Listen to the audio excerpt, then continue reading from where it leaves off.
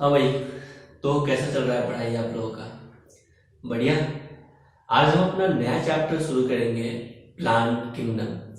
अभी तक हम the living world, biological classification, cell और सेल बायोलॉजी मतलब सेल डिवीजन पढ़ चुके हैं। ये नया चैप्टर है प्लांट किंगडम। इसमें हम प्लांट का क्लासिफिकेशन देखेंगे। क्या? प्लांट का क्लासिफिकेशन देखेंगे। प्लांट किंगडम को जो क्लासिफाई किया गया है, पूरे प्लांट किंगडम को क्लासिफाई किया गया है, सबसे बेस्ट मेथड है अभी तक का फाइलोजेनेटिक क्लासिफिकेशन सिस्टम। क्या? Phylogenetic classification system. लेकिन कुछ हिस्ट्री भी है, जैसे artificial classification system, natural classification system. ठीक है, थोड़ा सा इस हिस्ट्री को देखते हैं, फिर रिसेंट क्लासिफिकेशन सिस्टम पे आएंगे, फाइलोजेनेटिक क्लासिफिकेशन सिस्टम। हेडिंग देंगे artificial classification system.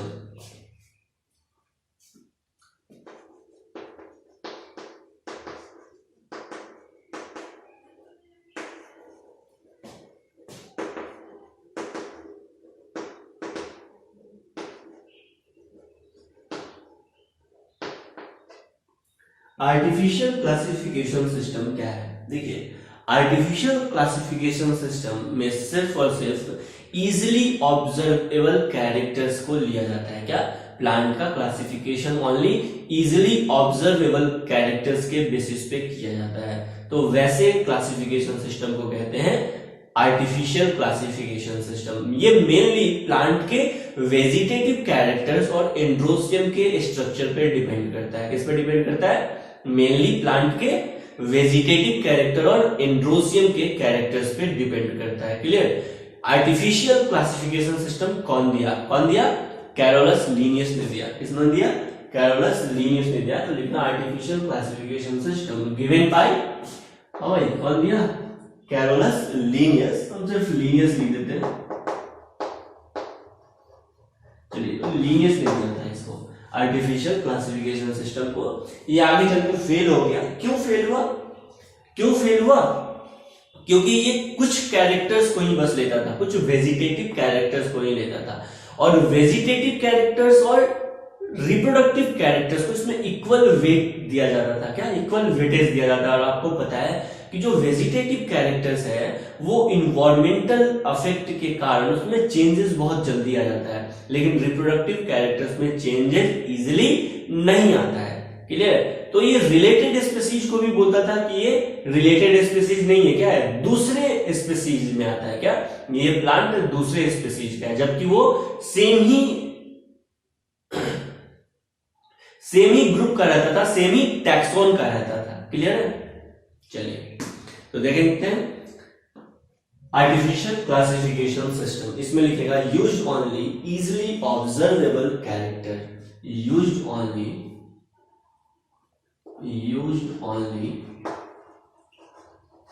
easily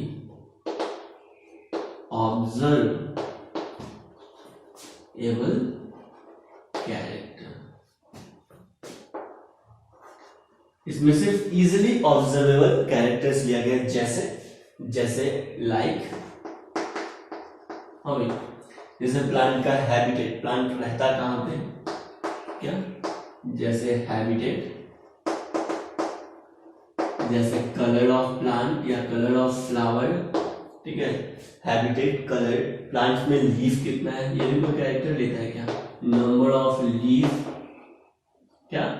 number of leaf. उसके अलावा शेप ऑफ लीफ।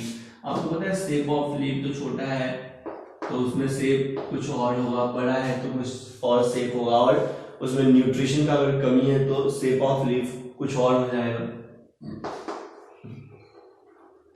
कुछ इस तरह के कैरेक्टर्स लिए जाते थे इस क्लासिफिकेशन सिस्टम में। ये मेनली वेजिटेटिव कैरेक्टर्स और एंड्रोसियम के स्ट्रक्चर पे डिपेंड था। एंड्रोसियम कहने का मतलब है मेल रिप्रोडक्टिव स्ट्रक्चर पे ये डिपेंड था मेनली। ठीक है, चलिए, तो नेक्स्ट पॉइंट में लिखिएगा they were mainly based on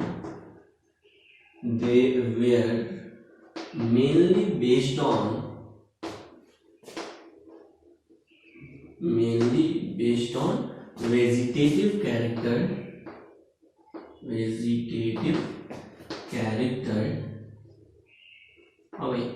and vegetative character and androecium structure, क्या एंड्रोशियम स्ट्रक्चर, ये इंपॉर्टेंट हो गया भाई, है ना। देखो एंड्रोशियम स्ट्रक्चर लिया भी रिप्रोडक्टिव फीचर्स तो क्या सिर्फ एंड्रोशियम का स्ट्रक्चर लिया, क्लियर है। और वेजिटेटिव कैरेक्टर्स पे के बेसिस पे ये डिफरेंट प्लांट को अलग अलग ग्रुप में डिवाइड करता था, डिफरेंट प्लांट का क्लासिफिकेशन करता था। ये क्लोजली रिलेटेड स्पीसीज को भी क्या करता था, सेपरेट कर देता था। क्या क्लोजली रिलेटेड स्पीसीज को भी ये सेपरेट कर देता था। ये बोलता था कि नहीं ये दूसरे ग्रुप का है या दूसरे टेक्सोन का है। क्यों ऐसा क्यों होता था गलती इस आर्टिफिशियल क्लासिफिकेशन सिस्टम में? क्योंकि क्लासिफिकेशन के लिए बहुत कम कैरेक्टरिस्टिक का, बहुत कम कैरेक्टर्स का यूज करता था। नेक्स्ट पॉइंट में लिखिएगा, it separate closely related species, it separate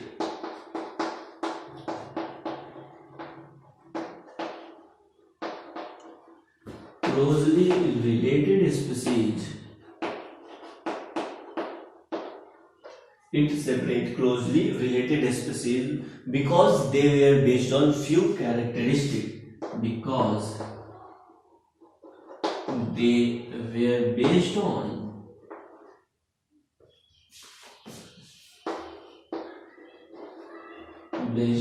few characteristics।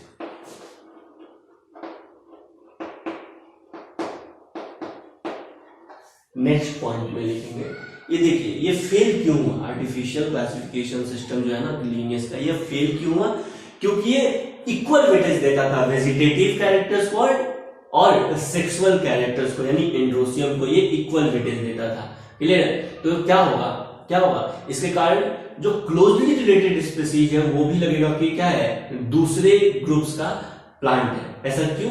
क्योंकि वेजिटेटिव कैरेक्टर्स में जो चेंज है वो इजिली हो जाता है, जबकि रिप्रोडक्टिव कैरेक्टर्स में चेंज इजिली नहीं हो पाता। इसको इक्वल वेटेज नहीं देना चाहिए, रिप्रोडक्टिव कैरेक्टर्स को वेटेज थोड़ा सा ज्यादा देना चाहिए था। आया समझ में? नेक्स्ट पॉइंट में लिखेगा, it gave equal weightage to vegetative and sexual characters, it gave equal weightage to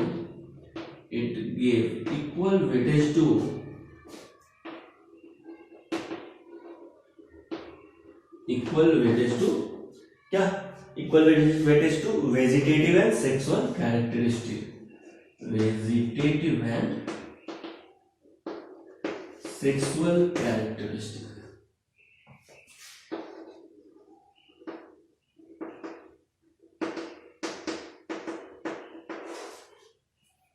यहां तक नोट डाउन करेंगे। देखिए तो मेन कारण यही है कि ये इक्वल वेटेज देता था किसको, वेजिटेटिव और सेक्सुअल कैरेक्टर्स को, जिसके कारण इसको एक्सेप्ट नहीं किया गया। ठीक है, मेन ये कारण है क्योंकि ये इक्वल वेटेज देता था वेजिटेटिव और सेक्सुअल कैरेक्टर को, इसलिए इसको एक्सेप्ट नहीं किया गया। बाद में दिया गया नेचुरल क्लासिफिकेशन सिस्टम। क्या, नेचुरल क्लासिफिकेशन सिस्टम। जब आर्टिफिशियल क्लासिफिकेशन सिस्टम एक्सेप्टेबल नहीं हुआ तो बाद में क्या आया, natural classification system. Natural classification system कौन दिया, बेंथम एंड हुकर ने दिया था। किसने दिया था, बेंथम एंड हुकर ने दिया था। तो क्वेश्चन यहां से पूछता है कि बेंथम एंड हुकर ने कौन सा सिस्टम दिया था, आंसर चला जाता है नेचुरल क्लासिफिकेशन सिस्टम। या क्वेश्चन पूछा जाएगा नेचुरल क्लासिफिकेशन सिस्टम कौन दिया, फिर चला जाएगा बेंथम एंड हुकर। ये क्वेश्चन इंपॉर्टेंट है।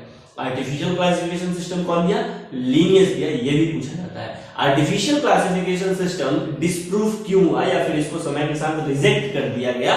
क्यों रिजेक्ट कर दिया गया? क्योंकि ये जितना वेटेज वेजिटेटिव कैरेक्टर को देता था उतना ही वेटेज रिप्रोडक्टिव फीचर्स को भी देता था। क्लियर है? यहां तक नोट डाउन करेंगे।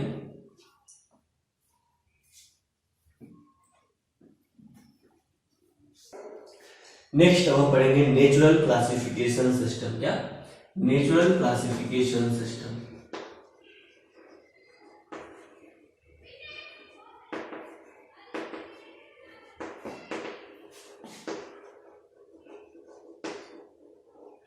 Natural classification system. Natural classification system कौन दिया, बेंथम एंड हुकर ने दिया था। लिखना by Bentham and Hooker, by Bentham and Hooker. तो देखिए बेंथम एंड हुकर का नाम आपको याद होना चाहिए, ये इंपॉर्टेंट है। Natural classification system Bentham and Hooker ने दिया था। ये जो क्लासिफिकेशन सिस्टम है ये प्लांट्स के नेचुरल एफिनिटीज के बेसिस पे है। क्या? नेचुरल एफिनिटीज के बेसिस पे, यानी नेचुरल सिमिलरिटीज के बेसिस पे। क्या? नेचुरल सिमिलरिटीज के बेसिस पे है। ठीक है, क्या? Natural classification system. इसमें प्लांट के एक्सटर्नल और इंटरनल दोनों फीचर्स को लिया गया। क्या?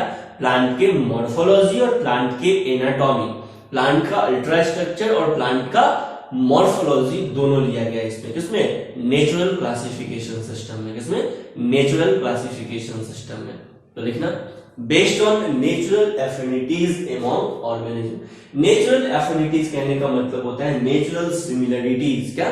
नेचुरल सिमिलरिटीज, वैस्कुलर बंडल कैसा है प्लांट में, फ्लावर कैसे हैं प्लांट में, फ्रूटिंग कब होती है, फ्लावरिंग कब होती है, क्लियर है, कौन सा हार्मोन कब रिलीज होता है, इन सब के बेसिस पे ये क्लासिफिकेशन है।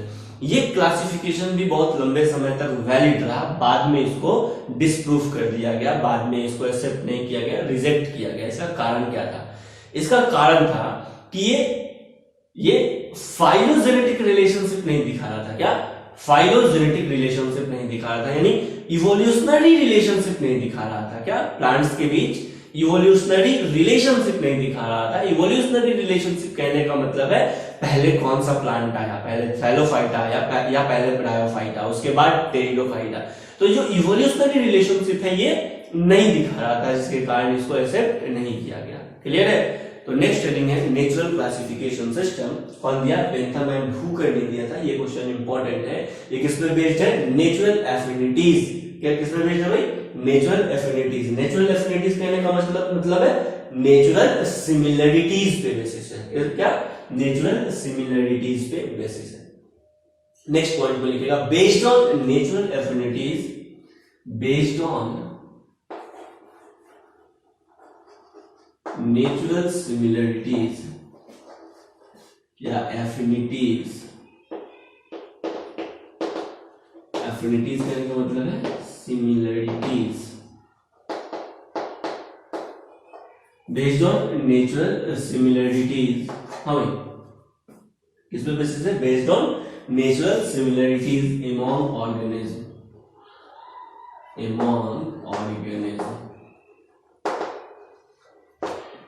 नेक्स्ट पॉइंट में लिखिएगा, it consider external and internal features. It consider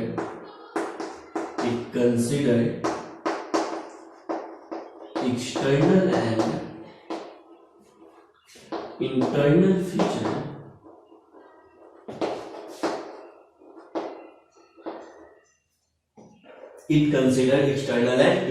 feature like ultrastructure anatomy, like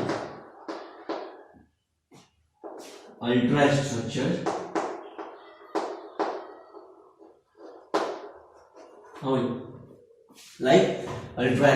anatomy of plant, like ultrastructure anatomy। उसके अलावा एम्ब्रियोलॉजी एंड फाइटोकेमिस्ट्री, यानी एम्ब्रियो का फॉर्मेशन कैसे होता है, एम्ब्रियोलॉजी, और कौन कौन सा हार्मोन रिलीज होता है। क्या? कौन कौन सा हार्मोन रिलीज होता है, like anatomy of plant, embryology and phytochemistry.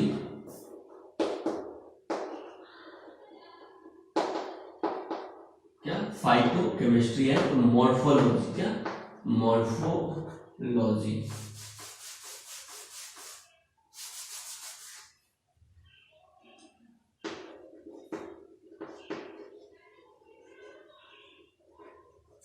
तो external appearance and internal appearance पे बेस्ड था natural classification system. Natural classification system किसने दिया? बेंथम एंड हुकर ने दिया। किसने दिया? बेंथम एंड हुकर ने दिया था। ये इंपॉर्टेंट क्वेश्चन है, आपसे पूछा जाएगा, आपको ध्यान रखना है। ये एक्सटर्नल और इंटरनल दोनों पे जब डिपेंड करता था, दोनों पे था, तो इसको बाद में डिसप्रूव क्यों कर दिया गया? क्योंकि ये इवोल्यूशनरी रिलेशनशिप को नहीं दिखाता था। क्या? इवोल्यूशनरी रिलेशनशिप को नहीं दिखाता है। बाद में क्लासिफिकेशन सिस्टम आया जिसको हम कहते हैं, क्या कहते हैं? Phylogenetic classification system. क्या? Phylogenetic classification system. तो इतना नोट डाउन करेंगे, फिर लिखेंगे phylogenetic classification system.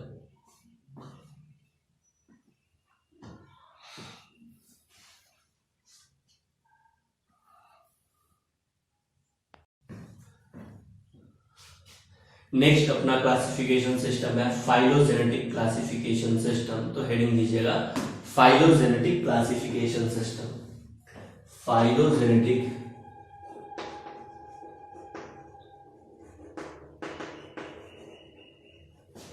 Classification system. Phylogenetic classification system कौन दिया? ये जॉन हचिंसन ने दिया। किसने दिया? जॉन हचिंसन ने दिया। Bye John Hutchinson.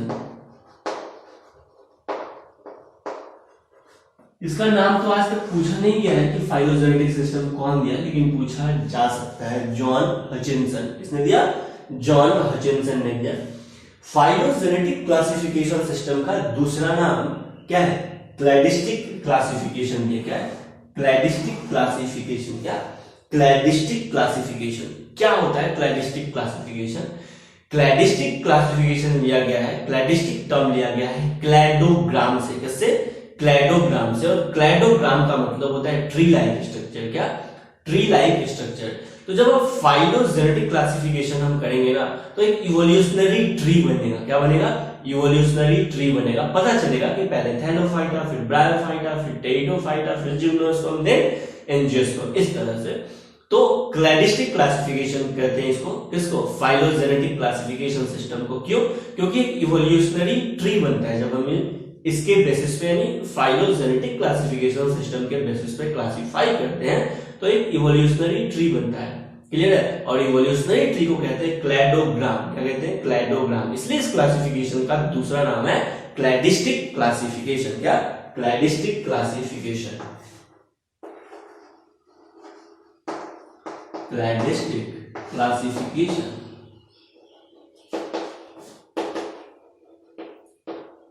Cladistic classification कहते हैं। क्लियर है? क्या है? ये अभी most accepted system of classification है। क्या है? Most accepted system of classification है। तो नेक्स्ट पॉइंट पे लिखना है at present acceptable system of classification. At present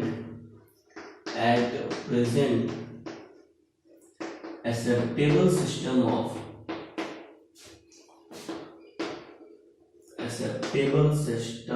of classification।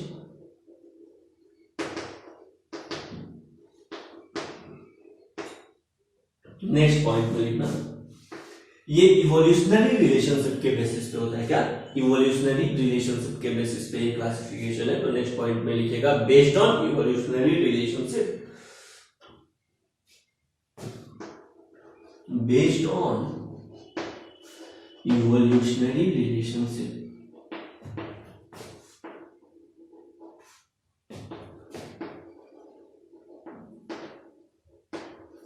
ये किस पे बेस्ड है भाई? इवोल्यूशनरी रिलेशनशिप पे बेस्ड है। नेक्स्ट पॉइंट में, वैसे ऑर्गेनिज्म जो सेम टेक्सा, जो सेम टेक्सोन से बिलोंग करते हैं, उसके एंसेस्टर कॉमन होते हैं। इसका मानना है कि भाई वैसे ऑर्गेनिज्म, क्या?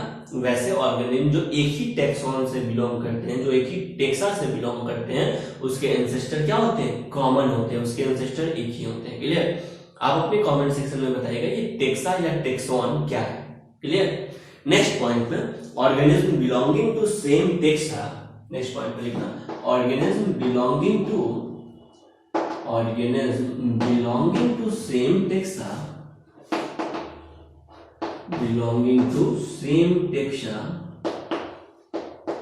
have common ancestor। Clear? Next point में, सर अगर ठीक है इवोल्यूशनरी रिलेशनशिप के बेसिस पे आप क्लासिफाई किए, बहुत सारे ऑर्गेनिज्म ऐसे हैं जिनका जो फॉसिल्स रिकॉर्ड है, जिनके इवोल्यूशन के बारे में पता ही नहीं चलता है। क्या? इवोल्यूशन के बारे में पता ही नहीं चलता, उसका फॉसिल रिकॉर्ड्स मिलेगा ही नहीं। तो आप कैसे क्लासिफाई करेंगे?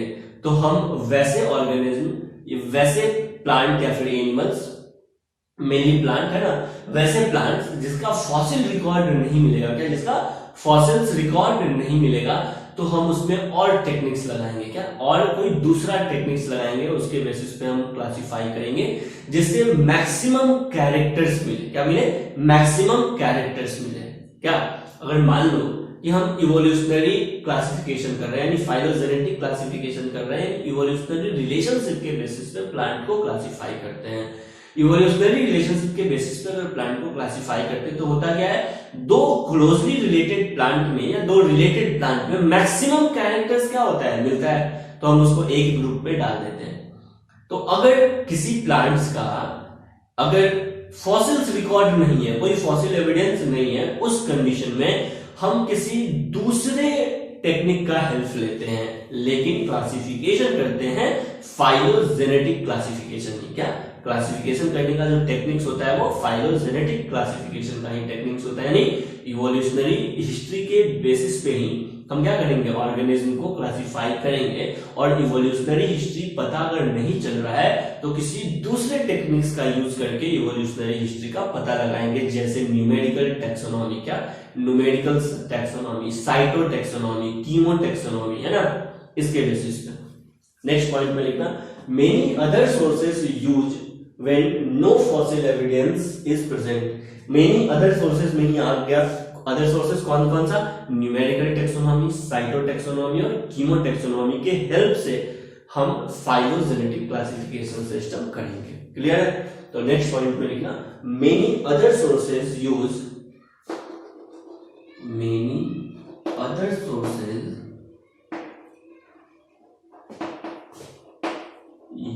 many other sources use when no fossil evidence is present, when no fossil evidence, when no fossils evidence, when no fossil evidence is present। और अदर सोर्सेज में आप क्या क्या यूज कर सकते हैं भाई, तो अदर सोर्सेज में आता है न्यूमेरिकल टैक्सोनॉमी, क्या आता है, न्यूमेरिकल टैक्सोनॉमी, उसके अलावा आता है साइटो टैक्सोनॉमी, और उसके अलावा आता है कीमो टैक्सोनॉमी। क्या आता है, कीमो टैक्सोनॉमी। क्लियर है? तो ये सब कुछ टेक्निक्स आता है जिसके बेसिस पर इवोल्यूशनरी रिलेशनशिप का पता लगाते हैं, इवोल्यूशनरी हिस्ट्री का पता लगाते हैं, फिर क्लासिफाई करते हैं प्लांट को। यहां तक नोट डाउन करेंगे, उसके बाद हम पढ़ेंगे न्यूमेरिकल टैक्सोनॉमी, फिर पढ़ेंगे साइटो टैक्सोनॉमी और फिर पढ़ेंगे कीमो टैक्सोनॉमी।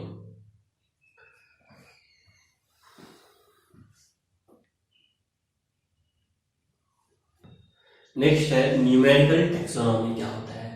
ये न्यूमेरिकल टैक्सोनॉमी बेस्ड है इजीली ऑब्जर्वेबल कैरेक्टर्स पे। क्या, इजीली ऑब्जर्वेबल कैरेक्टर्स पे। इसमें हम कंप्यूटर का यूज करते हैं। किसका यूज करते हैं? कंप्यूटर का यूज करते हैं, और हर एक कैरेक्टर्स को एक कोड असाइन करते हैं। क्या, हर एक कैरेक्टर्स को एक नंबर और एक कोड असाइन करते हैं एक ही टाइम पे, और डिफरेंट कैरेक्टर्स को हम इक्वल इंपॉर्टेंस देते हैं। क्या, डिफरेंट कैरेक्टर्स को इक्वल इंपॉर्टेंस देते हैं सेम टाइम पे। मान लेते हैं कि दो प्लांट्स है, क्या है भाई, दो प्लांट्स है, ठीक है। इस दो प्लांट्स में हम क्या किए, बहुत सारे कैरेक्टर्स हैं, इस बहुत सारे कैरेक्टर्स को ऑब्जर्व किए, किसके हेल्प से, कंप्यूटर के हेल्प से। Types of leaf, types of flower, arrangement of leaf, flower कब आता है, ठीक है, फ्लावर कब आता है, लीफ का अरेंजमेंट कैसा है, रूट कैसा है, क्लियर है, या फिर वेजी मतलब किस हैबिटेट कैसा है, साइट कैसा है, मतलब जहां पे प्लांट ग्रो कर रहा है। ऐसे बहुत सारे कैरेक्टर्स को हम ऑब्जर्व करते हैं, और हर एक कैरेक्टर्स को एक नंबर देते हैं। क्या देते हैं? एक नंबर देते हैं और एक कोड देते हैं। क्या, एक नंबर देते हैं और एक कोड देते हैं, ठीक है। अब मान लो ये प्लांट है ए, हमको इस ए प्लांट को ऑब्जर्व करना है और मिलाना है कि ए जो है ना, ये किसका क्लोजली रिलेटिव है। क्या, किसका क्लोजली रिलेटिव है? तो ये है प्लांट बी और ये है प्लांट सी, ठीक है। अब हमको देखना है कि ए किसका क्लोजली रिलेटिव है, ए का क्लोजली रिलेटिव है या फिर बी का क्लोजली रिलेटिव है। तो बहुत सारे कैरेक्टर्स का जो नंबर है और कोड है वो हम ए के लिए भी तैयार कर लिए, बहुत सारे कैरेक्टर्स का नंबर और बहुत सारे कैरेक्टर्स को कोड दे दिए बी के लिए बी, और बहुत सारे नंबर बहुत सारे कैरेक्टर्स का नंबर और बहुत सारे कैरेक्टर्स को कोड दे दिया हम सी के लिए भी, ठीक है। अब कंप्यूटर का यूज करके एक ही टाइम पे हम क्या करते हैं, कैरेक्टर्स को मैच करते हैं। क्या ए का जो कैरेक्टर्स है ये अधिक किससे मिलता है, बी वाले से अधिक मिलता है या फिर सी वाले से अधिक मिलता है, तो पता चलता है कि बी वाले से अधिक मिलता है। क्या बी वाले से अधिक मिलता है, यानी ए का जो क्लोजली रिलेटिव होगा वो क्या हो जाएगा, बी हो जाएगा। क्यों? क्योंकि कैरेक्टर्स अधिक से अधिक मिला। क्या? क्योंकि कैरेक्टर्स अधिक से अधिक मिला और जो भी क्लोजली रिलेटेड होगा उसमें कैरेक्टर्स अधिक मिलेगा। इस तरह से क्लासिफाई करते हैं न्यूमेरिकल टैक्सोनॉमी के हेल्प से प्लांट का। क्लियर है? तो न्यूमेरिकल टैक्सोनॉमी में फर्स्ट पॉइंट लिखिएगा, based on all observable character using computer. Based on all observable character based on all observable characters क्या using computer।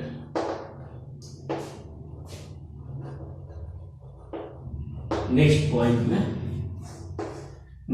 में क्या लिख दिया जाए, number and code are assign to all characters. हर एक कैरेक्टर को नंबर और कोड असाइन होता है।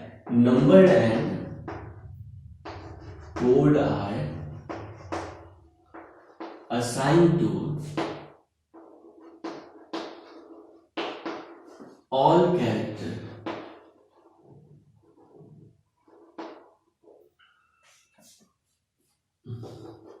नेक्स्ट पॉइंट में लिखेंगे क्या, each character is given equal importance. हर एक कैरेक्टर्स को इक्वल इंपॉर्टेंस दिया जाता है और एक ही टाइम पे इक्वल इंपॉर्टेंस दिया जाता है, ठीक है। Each characters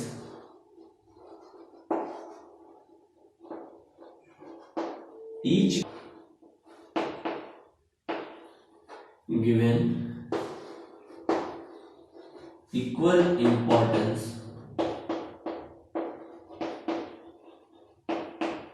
eight same time. एक ही टाइम पे बहुत सारे कैरेक्टर्स को इक्वल इंपॉर्टेंस दिया जाता है, ठीक है। इस तरह से हम करते हैं न्यूमेरिकल टैक्सोनॉमी। न्यूमेरिकल टैक्सोनॉमी के बाद आता है साइटोटैक्सोनॉमी। क्या? साइटोटैक्सोनॉमी।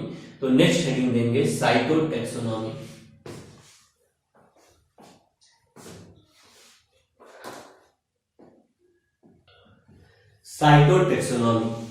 साइटोटैक्सोनॉमी क्या है? साइटोटैक्सोनॉमी मेनली बेस्ड होता है साइटोलॉजिकल इंफॉर्मेशन पे। किसपे? Cytological information. और साइटोप्लाज्म या सेल के पास जो इंफॉर्मेशन है वो किस फॉर्म में? क्रोमोसोम के फॉर्म में। किस फॉर्म में भाई? क्रोमोसोम के फॉर्म में है। तो साइटोटैक्सोनॉमी में जो क्रोमोसोम के पास इंफॉर्मेशन है, चाहे वो नंबर के फॉर्म में, स्ट्रक्चर के फॉर्म में और क्रोमोसोम बिहेवियर के फॉर्म में, उसके बेसिस पे अगर प्लांट्स का क्लासिफिकेशन किया जाएगा तो उसको कहेंगे साइटोटैक्सोनॉमी। क्या कहेंगे? साइटोटैक्सोनॉमी। तो साइटोटैक्सोनॉमी में लिखिएगा based on cytological information, based on cytological information, based on cytological information,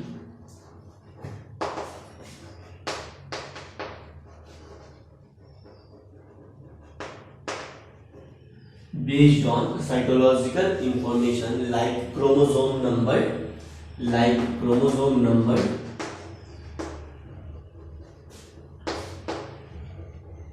like chromosome number, हाँ और क्रोमोसोम का स्ट्रक्चर एंड बिहेवियर, ठीक है। तो अगर इस बेसिस पे क्लासिफिकेशन करेंगे तो उसको कहेंगे साइटोटैक्सोनॉमी। साइटोटैक्सोनॉमी न्यूमेरिकल टैक्सोनॉमी या कीमोटैक्सोनॉमी का यूज ही कब करते हैं? जब हमको फाइलोजेनी नहीं पता होता है, फाइलोजेनी पता करना होता है तब। फाइलोजेनी मतलब इवोल्यूशनरी रिलेशनशिप पता करना होता है, तब इन सब चीज का यूज करते हैं। नेक्स्ट है कीमोटैक्सोनॉमी। क्या? कीमोटैक्सोनॉमी, ठीक है। कीमोटैक्सोनॉमी, कीमो का मतलब होता है केमिकल, है ना। तो केमिकल्स के बेसिस पे अगर क्लासिफाई किया जाएगा, इवोल्यूशनरी हिस्ट्री को जानने का कोशिश करेंगे तो उसको कहेंगे कीमोटैक्सोनॉमी। यानी कि केमिकल कंस्टिट्यूएंट्स का यूज करते हैं। क्या? केमिकल कंस्टिट्यूएंट्स का यूज करते हैं। क्लियर है? मान लो कि कोई केमिकल है, मान लेते हैं केमिकल XY, ठीक है।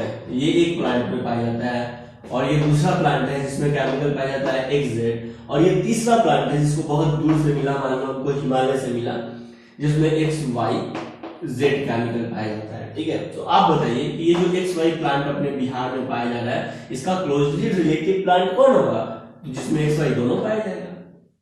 आया समझ में? तो क्लोजली रिलेटेड ये होगा, ना कि ये होगा। इस तरह से यूज करते हैं कीमोटैक्सोनॉमी का। नेक्स्ट चलेंगे ना कीमोटैक्सोनॉमी।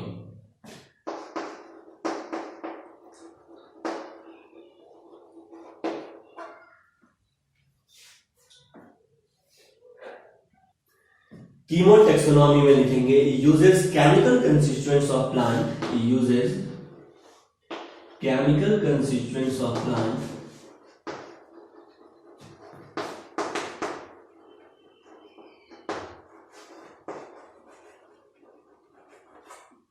uses chemical constituents of plant to resolve confusion, to resolve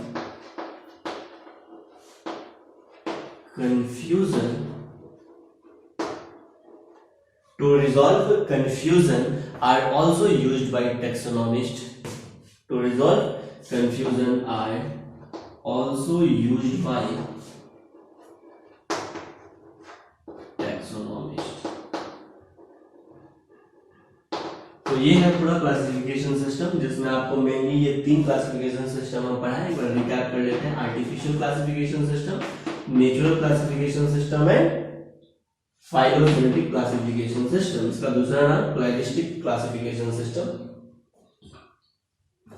जब आपको किसी प्लांट का फाइलोजेनी नहीं पता चलता है, इवोल्यूशनरी हिस्ट्री पता नहीं चलता है, उस केस में आप यूज करते हैं किसका, न्यूमेरिकल टैक्सोनॉमी का, साइटोटैक्सोनॉमी का और कीमोटैक्सोनॉमी का। किसका? कीमोटैक्सोनॉमी का। क्लियर है? आर्टिफिशियल क्लासिफिकेशन सिस्टम कौन दिया था? लीनियर दिया था। फेल क्यों हुआ? क्योंकि ये इक्वल वेटेज दिया था। किसको? वेजिटेटिव और रिप्रोडक्टिव कैरेक्टर्स को। नेचुरल क्लासिफिकेशन सिस्टम कौन दिया था? बेंथम एंड हुकर ने दिया था। किसने दिया था? बेंथम एंड हुकर ने दिया था। फेल क्यों हुआ? क्योंकि ये क्लासिफाई तो बहुत अच्छे से किया, इंटरनल एंड एक्सटर्नल फीचर्स के बेसिस पे प्लांट का क्लासिफिकेशन कर दिया, लेकिन ये इवोल्यूशनरी हिस्ट्री को नहीं बताया। और phylogenetic classification system internal external features के साथ इवोल्यूशनरी हिस्ट्री के बेसिस पे ऑर्गेनिज्म का क्लासिफाई किया। तो ये आज भी एक्सेप्टेबल है। समझ में आ गया? क्लियर है यहां तक? फाइलोजेनेटिक क्लासिफिकेशन सिस्टम कौन दिया? जॉन हचिनसन ने दिया था। किसने दिया था? जॉन हचिनसन ने दिया था। ये क्वेश्चन आज तक नहीं पूछा गया है, लेकिन पूछा जा सकता है। क्लियर है? अब हम पढ़ेंगे फाइलोजेनेटिक क्लासिफिकेशन सिस्टम के अकॉर्डिंग प्लांट किंगडम का क्लासिफिकेशन। क्या? प्लांट किंगडम का क्लासिफिकेशन। यहां तक नोट डाउन करेंगे।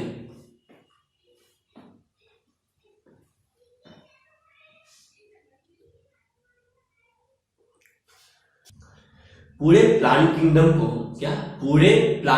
को 2 पार्ट में डिवाइड करेंगे। एक वैसा प्लांट जिसके पास डिफरेंशिएटेड प्लांट बॉडी नहीं है, और एक वैसा प्लांट का ग्रुप जिसके पास डिफरेंशिएटेड प्लांट बॉडी है। कहने का मतलब है कि पूरे प्लांट किंगडम को 2 पार्ट में डिवाइड किया गया। क्या? 2 पार्ट में डिवाइड किया गया। एक वैसा प्लांट का ग्रुप जिसके पास रूट स्टेम लीफ नहीं है। क्या? रूट स्टेम लीफ नहीं है। और एक वैसा प्लांट का ग्रुप जिसके पास रूट स्टेम लीफ है। जिसके पास रूट स्टेम लीफ है उसको बोलते हैं डिफरेंशिएटेड प्लांट बॉडी। क्या कहते हैं? Differentiated plant body. और वैसा प्लांट का ग्रुप जिसके पास रूट स्टेम लीफ नहीं है, वैसे प्लांट के ग्रुप को हम कहते हैं मतलब plant body do not differentiated into root stem and leaf. Clear है? तो नेक्स्ट पूरे प्लांट किंगडम को हम 2 पार्ट में क्लासिफाई करते हैं। सबसे पहले एक वैसा प्लांट बॉडी जिसका डिफरेंशिएशन हुआ है, और एक वैसा प्लांट बॉडी जिसका डिफरेंशिएशन नहीं हुआ है। तो पहले हम क्लासिफाई करेंगे क्या? वैसे प्लांट का ग्रुप जिसका प्लांट बॉडी डिफरेंशिएटेड नहीं है, do not have differentiated plant body. क्या? Do not have differentiated plant body.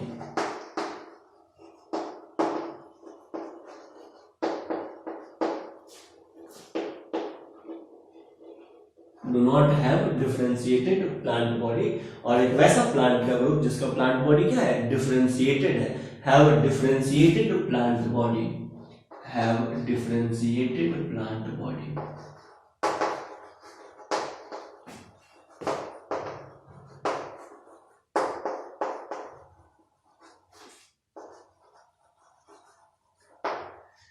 वैसे प्लांट का ग्रुप जिसका प्लांट बॉडी डिफरेंशिएटेड है, फिर से हम उसको दो पार्ट में डिवाइड किए। क्या? फिर से हम उसको दो पार्ट में डिवाइड करते हैं। एक वैसा प्लांट का ग्रुप जिसके पास उसका प्लांट बॉडी तो डिफरेंशिएटेड है। क्या? प्लांट बॉडी डिफरेंशिएटेड है, यानी उसके पास root stem leaf like structure है। देखो भाई, दिन होता है, रात होता है, ऐसा तो नहीं है ना कि दिन से सीधे रात हो जाता है। जब दिन है और रात है, बीच में एक समय आता है शाम। क्या? शाम।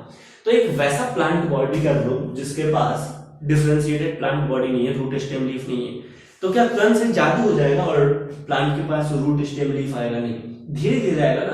तो ऐसा नहीं है कि जो नेक्स्ट प्लांट ग्रुप है उसके पास डायरेक्ट ट्रू लीफ आ गया या ट्रू स्टेम आ गया, धीरे धीरे आएगा। तो root like structure, leaf like structure and stem like structure आया। समझ में आ गया? उसी को हम बोल रहे हैं यहाँ पे have a differentiated plant body, यानी जिसके पास रूट लाइक, लीफ लाइक और स्टेम लाइक स्ट्रक्चर आया, उसके पास फिर हम दूसरा चीज देखते हैं। क्या उसके पास स्पेशलाइज्ड वैस्कुलर बंडल है? और दूसरा क्या, उसके पास स्पेशलाइज्ड वैस्कुलर बंडल नहीं है। ठीक है, तो वैसे प्लांट का ग्रुप जिसके पास root stem leaf like structure है, देखते हैं क्या उसके पास वैस्कुलर बंडल नहीं है और क्या उसके पास वैस्कुलर बंडल है, यानी कि विदाउट स्पेशलाइज्ड वैस्कुलर टिश्यू। क्या? विदाउट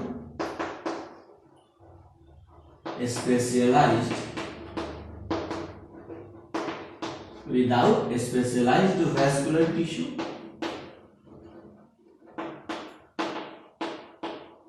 और दूसरा वैसा ग्रुप प्लांट का जिसके पास क्या है, वैस्कुलर बंडल है, यानी विद स्पेशलाइज्ड वैस्कुलर टिश्यू, या डायरेक्ट लिख देते हैं with vascular tissue, with vascular tissue. Next, जिसके पास वैस्कुलर बंडल है, नेक्स्ट क्या भाई, जिसके पास वैस्कुलर बंडल है, क्या वो सीड प्रोड्यूस करता है? क्या वो सीड प्रोड्यूस नहीं करता है? समझ में आया? तो do not produce seed, next आएगा डू नॉट प्रोड्यूस सीड, और नेक्स्ट आएगा प्रोड्यूस सीड, प्रोड्यूस सीड। अगर सीड प्रोड्यूस करता है, क्या अगर सीड प्रोड्यूस करता है तो क्या सीड कवर्ड होता है या सीड नेक्ड होता है? यानी कि नेक्ड सीड, क्या नेक्ड सीड होता है उसके पास, यानी विदाउट कवरिंग, और क्या उसके पास नेक्ड सीड होता है? क्या नेक्ड सीड होता है, सॉरी, क्या उसके पास कवर्ड सीड होता है?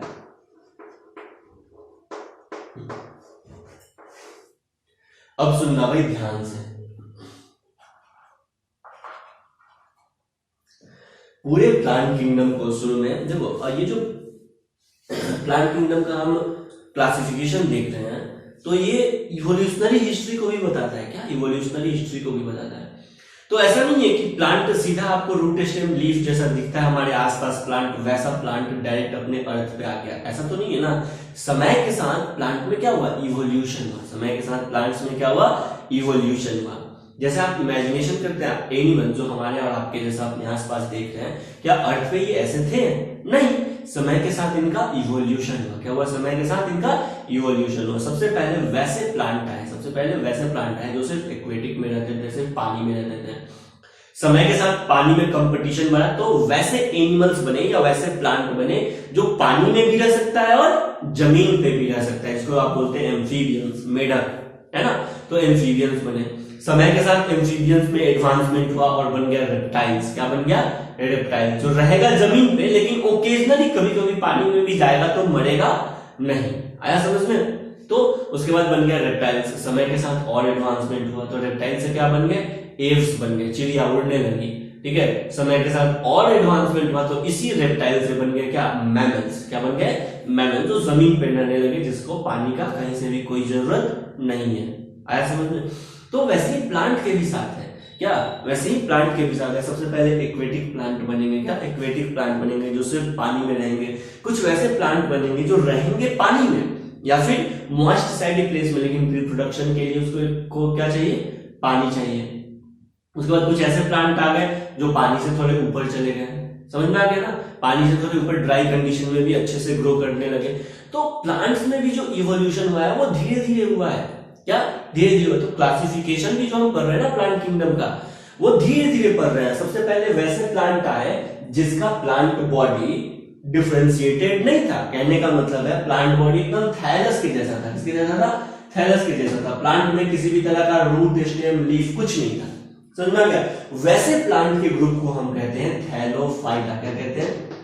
थैलोफाइटा। थैलोफाइटा।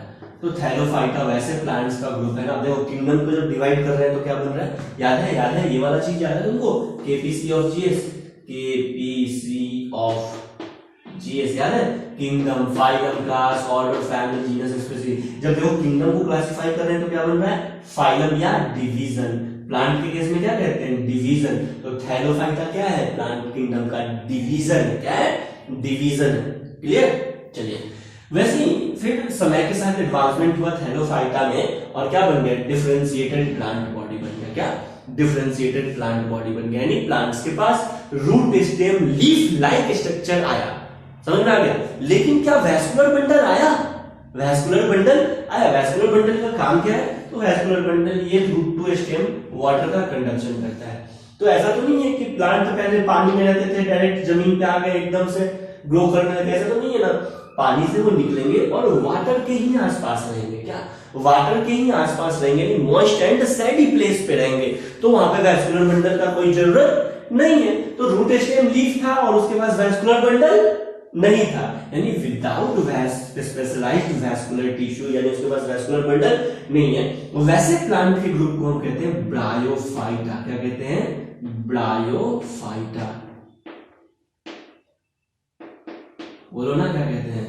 ब्रायोफाइटा कहते हैं। ठीक है, समय के साथ एडवांसमेंट हुआ, ये मॉइस्ट सैडी प्लेस पे थोड़ा और जमीन पे गया, टेरेस्ट्रियल रीजन पे गया, तो अब वैस्कुलर टिश्यू का जरूरत पड़ेगा। रूट, स्टेम, लीफ अब बनेगा, ट्रू रूट, स्टेम, लीफ बनेगा, यानी कि विद वैस्कुलर टिश्यू।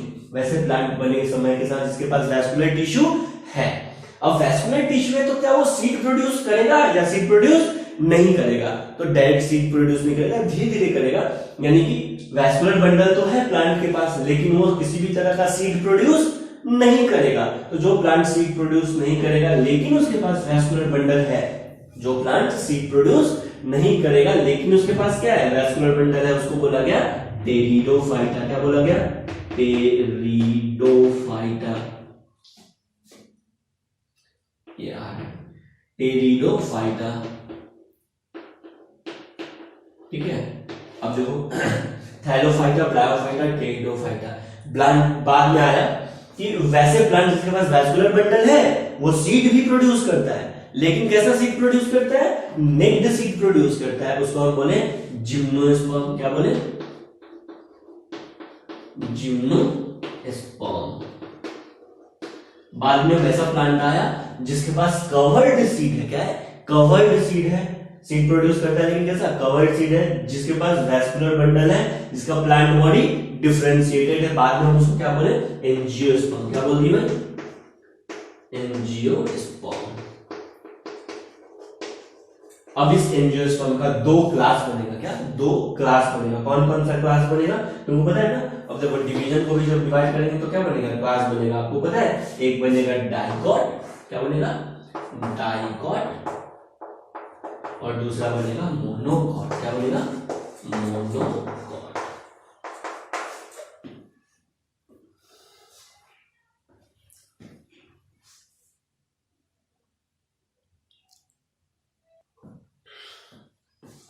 देखिए, तो पूरे प्लांट किंगडम को हम क्लासिफाई कर दिए। कैसे? सबसे पहले आया थैलोफाइटा। क्या? थैलोफाइटा। थैलोफाइटा डिफाइन करना है तो कैसे करेंगे? थैलोफाइटा वैसा प्लांट है जिसका प्लांट बॉडी डिफरेंशिएटेड नहीं है। प्लांट बॉडी डिफरेंशिएटेड नहीं है। ब्रायोफाइटा कैसे प्लांट है? वैसे प्लांट है जिसका प्लांट बॉडी डिफरेंशिएटेड है। क्या? प्लांट बॉडी डिफरेंशिएटेड है लेकिन उसके पास स्पेशलाइज्ड वैस्कुलर बंडल नहीं है। यानी स्पेशलाइज्ड वैस्कुलर बंडल नहीं है और उसका प्लांट बॉडी डिफरेंशिएटेड है, तो उसको क्या कहते हैं? ब्रायोफाइटा। उसके बाद टेरिडोफाइटा किसको बोलेंगे? तो वैसे प्लांट्स के ग्रुप या फिर वैसे प्लांट्स का डिवीजन जिसके पास जो सीड प्रोड्यूस नहीं करता है, जो सीड प्रोड्यूस नहीं करता है लेकिन उसके पास वैस्कुलर बंडल है, जिसके पास वैस्कुलर बंडल है और इसका प्लांट बॉडी डिफरेंशिएटेड है, तो क्या बोले? टेरिडोफाइटा। या आप बोल सकते हैं जिसका प्लांट बॉडी डिफरेंशिएटेड है, जिसके पास वैस्कुलर बंडल है लेकिन वो सीड प्रोड्यूस नहीं करता है तो उसको क्या बोलते हैं, क्या बोलते हैं, टेरिडोफाइटा कहते हैं। नेक्स्ट, वैसे प्लांट का ग्रुप जिसके पास सीड है, तो कैसा सीड है, नेक्ड सीड है, कैसा है, नेक्ड सीड है, जिसका प्लांट बॉडी के पास वैस्कुलर टिश्यू है, जिसका प्लांट बॉडी डिफरेंशिएटेड है रूट स्टेम लीफ में, उसको क्या बोलते हैं, जिम्नोस्पर्म कहते हैं। जिसका सीड कवर्ड होता है, क्या, जिसका सीड कवर्ड होता है, जिसका प्लांट बॉडी डिफरेंशिएटेड है, जिसके पास वैस्कुलर बंडल है, उसको क्या कहते हैं, एंजियोस्पर्म कहते हैं। अब एंजियोस्पर्म में भी दो कंडीशन, जिसके पास दो कॉटिलिडन है उसको डाइकॉट कहते हैं, जिसके पास एक कॉटिलिडन है उसको मोनोकॉट कहते हैं। क्लियर है? तो देखो इस तरह से पूरा एक क्लाइडोग्राम बन गया। क्या बन गया, प्लांट किंगडम के क्लासिफिकेशन का एक ट्री बन गया। सबसे पहले प्लांट कौन आया, थैलोफाइटा आया। क्या आया, थैलोफाइटा आया। थैलोफाइटा के बाद कौन आया, ब्रायोफाइटा आया। ब्रायोफाइटा के बाद कौन आया, टेरिडोफाइटा। टेरिडोफाइटा के बाद कौन आया, जिम्नोस्पर्म। जिम्नोस्पर्म के बाद एंजियोस्पर्म। एंजियोस्पर्म में पहले कौन, डाइकॉट, फिर बाद में कौन, मोनोकॉट। यानी मोनोकॉट मोस्ट एडवांस्ड प्लांट है। क्या, मोनोकॉट मोस्ट एडवांस प्लांट है। तो इस तरह से प्लांट किंगडम का क्लासिफिकेशन हुआ, समझ में आया। थैलोफाइटा क्या है, ब्रायोफाइटा क्या है, उसके बाद टेरिडोफाइटा क्या है, जिम्नोस्पर्म क्या है, एंजियोस्पर्म क्या है। क्लियर है? प्लांट किंगडम ये क्लासिफिकेशन आना चाहिए, सीधा 5 नंबर में क्वेश्चन आपसे पूछा जाएगा, समझ में आ गया। या फिर सीधा पूछ दिया जाएगा भाई टेरिडोफाइट क्या सीड प्रोड्यूस करता है, नहीं ये सीड प्रोड्यूस नहीं करता है, लेकिन इसके पास वैस्कुलर बंडल है, इसका प्लांट बॉडी डिफरेंशिएटेड है। क्लियर है? इस तरह से क्वेश्चन आज हम देखेंगे प्लांट किंगडम का एक जनरलाइज्ड व्यू, क्लासिफिकेशन, इसको हम पढ़ेंगे कैसे। तो देखिए सबसे पहले हम पढ़ेंगे, शुरू करेंगे थैलोफाइटा। क्या पढ़ेंगे, थैलोफाइटा, इसके बारे में पूरा देखेंगे। थैलोफाइटा के बाद हम पढ़ेंगे ब्रायोफाइटा, उसके बाद टेरिडोफाइटा, फिर जिम्नोस्पर्म, फिर एंजियोस्पर्म, और एंजियोस्पर्म के साथ ये चैप्टर खत्म हो जाएगा। क्लियर है? यानी कि प्लांट किंगडम अपना खत्म हुआ। प्लांट किंगडम के बाद देखते हैं। तो आज के लिए इतना ही, थैंक यू।